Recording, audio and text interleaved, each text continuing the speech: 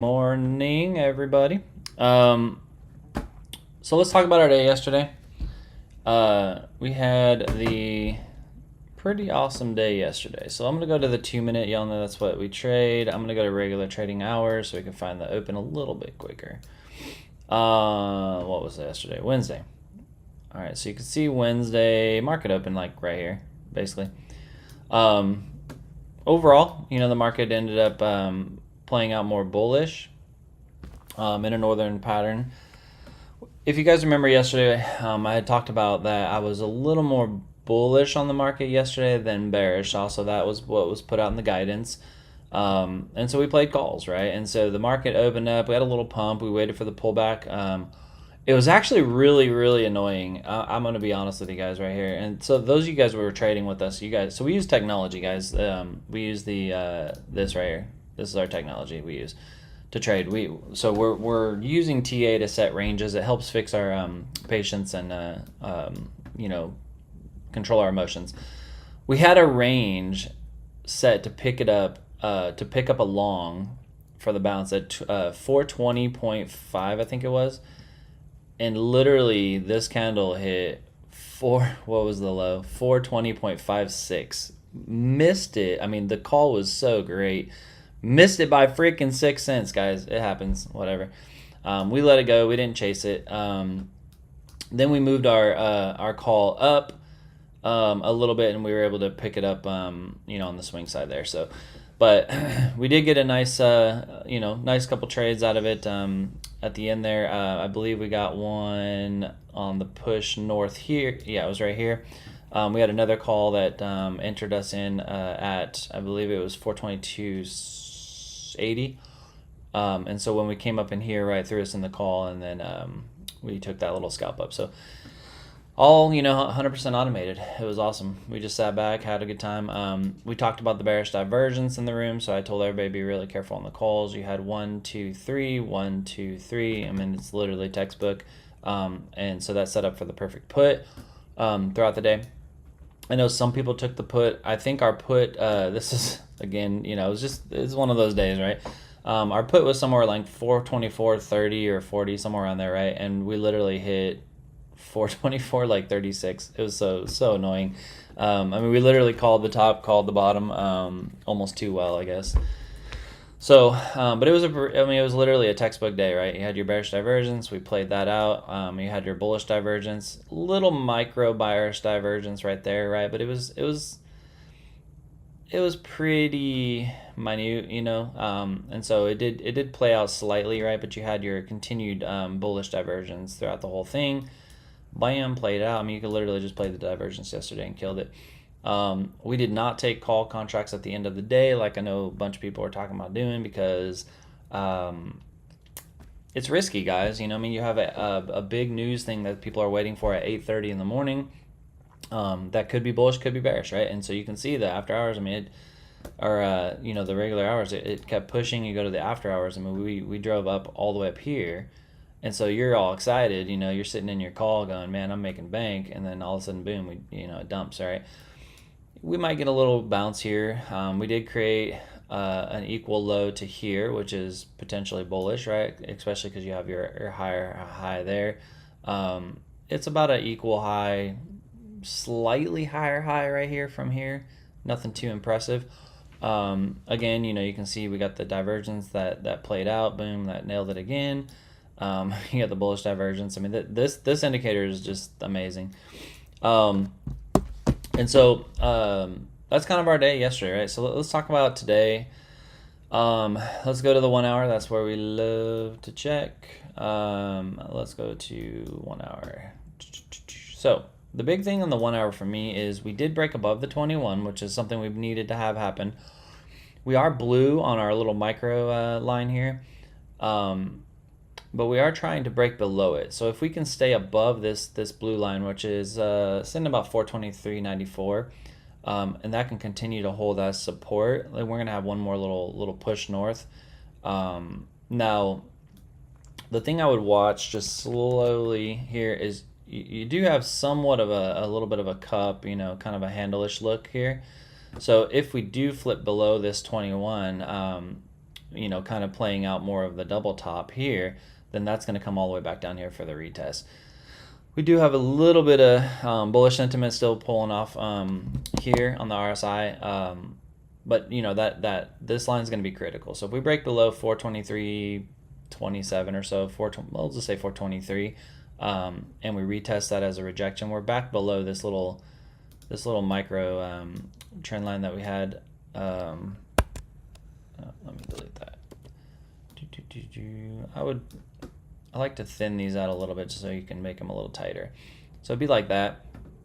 OCD kicking in. I gotta make that one white. So this was our older trend line. So you know we rejected, we hit, we broke above it. If it retests as support and we continue to hold as support, then we definitely have that more upside. We're gonna get that break here. However, if we stay below this trend line and we break below this 21, then we're coming back down to this 420. Down we go. Jobless report came out.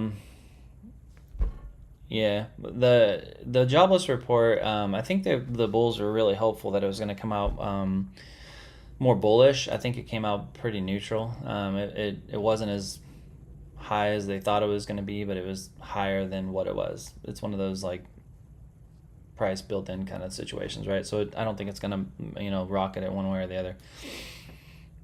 But as long as we stay above this 21 and the 21's aiming up, right, then we do have that potential of that squeeze. There is some trend lines here. This is not a super strong trend line, guys, so don't get too caught up on that. This to me is acting more as like a neckline for that potential pattern, right? So if that breaks that neckline, then we could see as high as 426.50 or 428 depending on the momentum, but I would need to see it break the 425.94, hold that as support before I would believe that that's going to continue to rock up north. So that's what I see as far as the EMA SMAs. The bullish divergence still there. We don't really have bearish divergence necessarily yet. Let's see what the gap fill says. So gap fill says we've been still a little bit too bearish, so we could be a little more bullish potential. We're sitting right in the middle. You have the upper band, lower band, and we're sitting literally right in the middle, but we are still blue, which is more bullish. It has not flipped purple yet, so we're kind of in the middle, guys. I'm gonna tell you, me and I'm sure a lot of us in the room, we have our technology already set. We have our ranges set, and we just let that play. If you're live trading with us in the morning from 9:15 to really 9:30 when the market opens till about 11:30, 12. Then we might throw some other ranges in there, but we don't chase the market. We don't, it's not smart to throw trades in right when the market opens, especially when it's there's nothing clear about the direction it's going right now. Harmonic tracker called the long. We got the short on the 1 hour still. We still have not. It's interesting because even with this push north, we still haven't called this long, right? And something to just watch, right? So a lot of us in the room, I talk about this all the time, but don't be shy of drawing patterns a little bit early, right?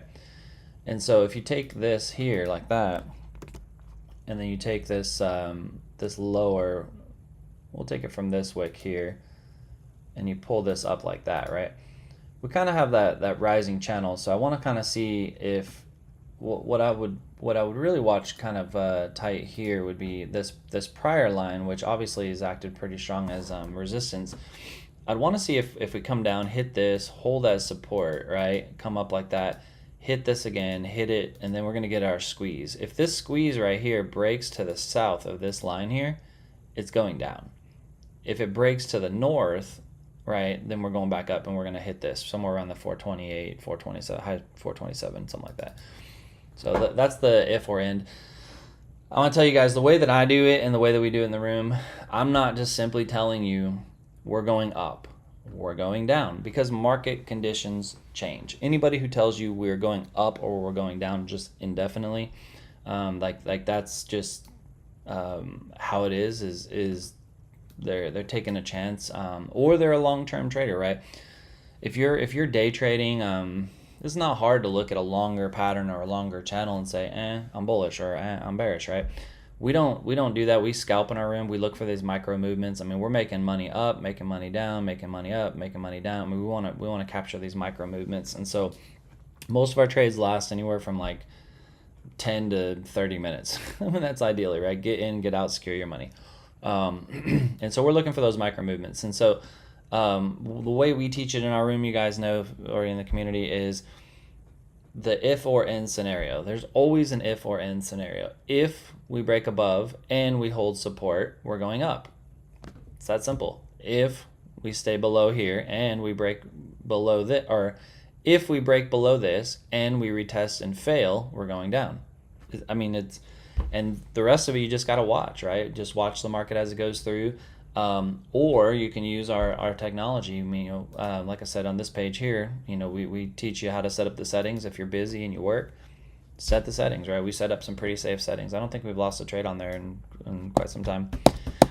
So, but that's kind of what I see on the SPY, guys. At the end of the day, from the 1 hour here, you can see we're beginning to round a little bit, just a little, right here. This kind of could be the first sign of that, and so we definitely could come down and retest this 420 range again. I still had a low. Let me see if I still have the line there. I was deleting some lines the other day. No, it's still there. So this is the upper and lower band that I have been following on the SPY for some time. I'm gonna tell you, if for some reason we crash down a little more, right, and we get anywhere near, in the next week or two, somewhere in this 415, 417 range, 417.66 is what I have marked. That bounce I think is gonna be pretty nasty. So I would be super careful of your puts anywhere in this range, because I think it's gonna just absolutely. I mean, I'll probably throw in some 30-day. Swing type contracts in there if I see that that support and that divergence support it. So that's what I got on the SPY, guys. If you guys want me to look at anything else, let me know. Otherwise, I'm jumping on to the Dixie. I'll do the Dixie, the VIX, and Bitcoin, just so I throw in some crypto. On the Dixie, we got just heavy resistance. You can see here at the 106.8.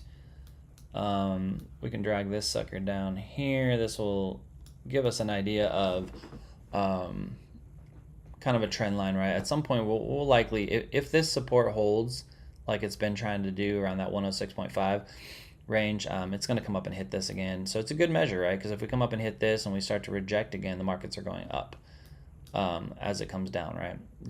But we do have some room to go up, which could drive the markets down.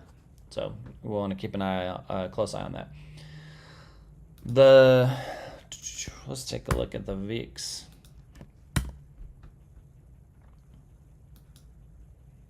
So we had this trend line here. It broke it, retested, failed. So that's why we've been climbing down or kind of falling. We are on the 1 hour. We're below the 21, above the 200. So we definitely could see a little push on the VIX north temporarily. If it rejects on this 21, the fall down here is going to be pretty wild. Could even have, I mean, it's a little early, right, because we don't know on the shoulder, but there could be a little head and shoulder on the VIX potentially forming, which would collapse it down. So I'd like to see the divergence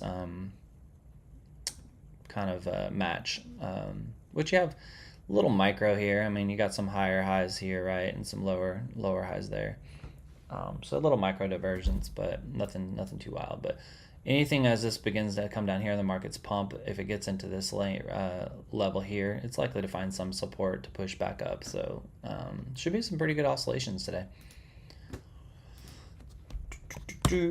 Plus all the news and just everything coming out. Crypto.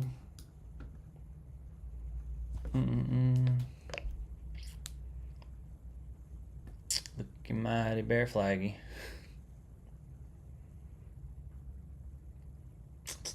Depending on how you draw it. I mean, if you take this wick, right, it doesn't really line up with these other two. So for me, I'm trying to see what would maybe line up with these two, right? This lines up a little bit better. And then if you take this lower and you pull it up like that, you got your fall, you parallel up. So crypto, we could push in a little north, creating a lower high, and then you can have a breakdown on a retest there. And keep in mind, we can have this bear flag come up here and come down and retest and fall back down to 27.3 and still be bullish, guys, because it's still a higher low. We're still making those higher lows.